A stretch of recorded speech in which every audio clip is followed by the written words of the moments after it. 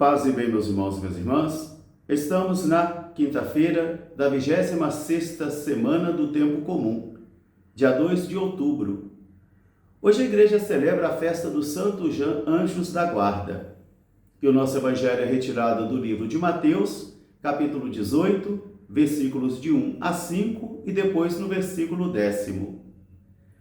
Naquele tempo, os discípulos se aproximaram de Jesus e perguntaram: Mestre, quem é o maior no reino dos céus? Jesus tomou uma criança que estava por ali, colocou-a no meio deles e disse-lhes: Se não vos converterdes e não vos tornardes pequenos como esta criança, não entrareis no reino dos céus. E também vos digo que quem acolhe um pequenino destes em meu nome, é a mim que acolhe. E também vos oriento a não desprestigiar nenhum desses pequeninos porque são pequenos, porque os seus anjos constantemente estão a contemplar o meu Pai que está nos céus. Palavra da salvação. Meus irmãos, minhas irmãs, novamente aqui hoje está a palavra de Deus nos apresentando uma das verdades da nossa fé e que muitos dos cristãos já não creem mais. Na presença de um anjo da guarda que caminha conosco, que nos orienta. Isso será ensinado no catecismo da igreja, porque pertence à doutrina da igreja, que Deus concede um anjo da guarda a cada pessoa que vem a este mundo.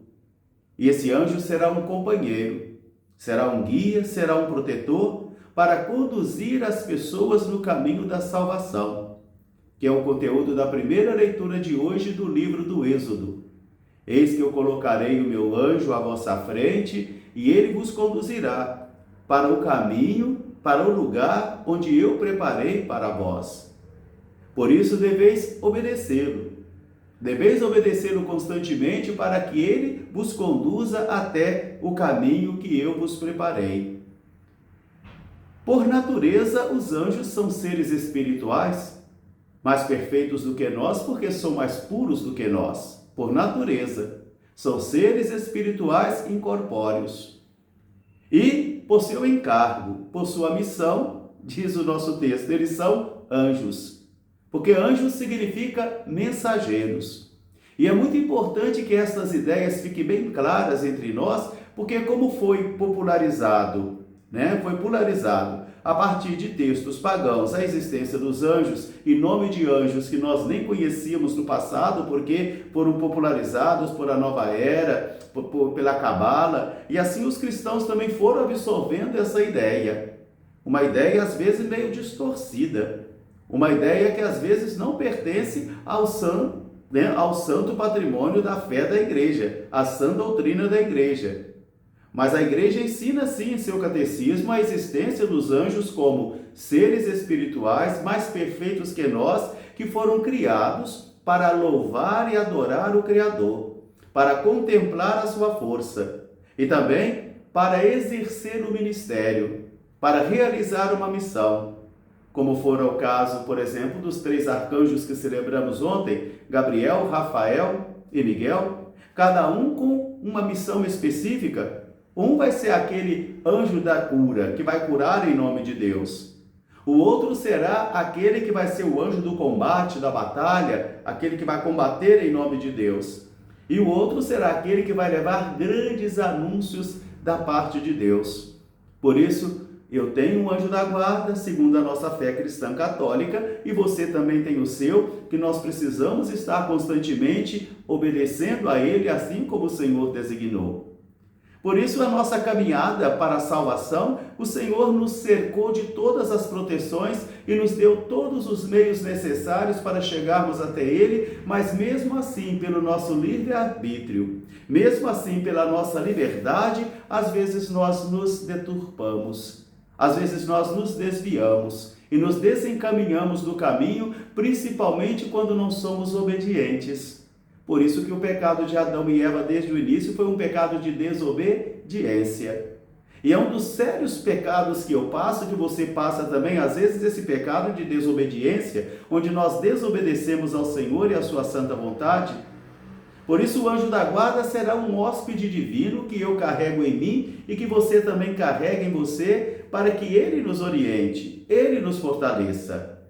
Então agora chegam os discípulos com os vícios humanos, com as fraquezas humanas e querendo saber, segundo a lógica humana deles, da importância, né? Porque nós vivemos sobre lógica. Nós temos, por exemplo, a lógica da venda e compra, nós temos a lógica do mérito e do prêmio, né? Nós temos a lógica da causa e do efeito, mas essas lógicas não servem para o Senhor. Para o Senhor, não, elas não servem. A estrutura social que nós organizamos a igreja, que nós organizamos a história humana, são condicionamentos históricos. E os condicionamentos históricos, eles mudam. A igreja e a doutrina não mudam. A doutrina não. Mas agora os condicionamentos históricos, isso sim. As vestes históricas que nós vamos assumindo com o tempo, isso precisa mudar, porque isso não é absoluto. Então hoje os discípulos estão aí também agora começando a, como vanglória ou vaidade ou busca de poder, não sabemos o que é direito, mas eles querem fazer uma pergunta para Jesus, perguntando assim: quem será o mais importante no reino dos céus? Quem é o maior no reino dos céus? Quem são os maiorais em nossa república? Quem são os maiorais em nossos governos, tanto estadual, municipal como federal? Quem são os maiorais no interior da instituição chamada igreja? Quem são os maiorais? Porque essa grande tentação de querer ser importante, de querer ser o melhor, o maior, o mais santo, o mais influente, o insubstituível, isso pertence a mim e a você como uma das debilidades humanas que nós carregamos. Então os discípulos querem saber quem é o maior no reino dos céus. Jesus vai tomar uma criança que em sua sociedade não valia nada, não tinha nenhum valor social, nem político, nem econômico, e vai tomar justamente esta pessoa, excluída pelo contexto social, e vai dizer: se vocês não se converterem e não se tornarem como esta criança que confia, porque a criança confia nos seus pais, elas se entregam a seus pais, elas confiam. Se vocês não se converterem, não se tornarem como este pequenino, vocês não entrarão no reino dos céus.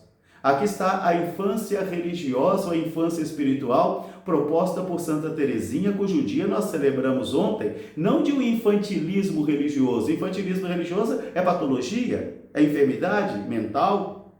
Agora ele está propondo aqui então uma niñez espiritual, ou uma infância espiritual, onde nós desenvolvemos uma humildade, onde nós desenvolvemos uma capacidade de perdoar muito grande e de uma confiança também totalmente no Senhor.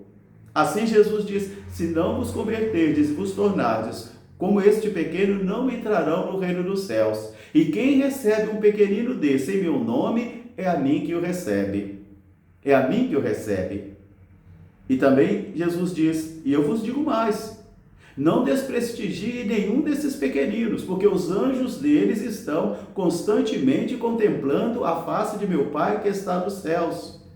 Quer dizer, Jesus propõe uma reviravolta social de valores e de conceitos no coração e na cabeça dos discípulos muito grande, e a isso nós vamos chamar de mudança de mentalidade e de metanoia, uma mudança profunda, porque a conversão cristã não é uma operação plástica, não é uma mudança de cor de cabelo, de roupa, mas é uma mudança de mentalidade, modo de ver, de se comportar. E isso serve para mim e para você como uma provocação a vida inteira. E por isso devemos ouvir o nosso anjo da guarda. Santo anjo do Senhor, meu zeloso e guardador, se a ti me confiou a piedade divina, sempre me rege, me guarde, me governe, me ilumine. Amém. Santos anjos de Deus, rogai por nós. Paz e bem. Até amanhã, se Deus quiser.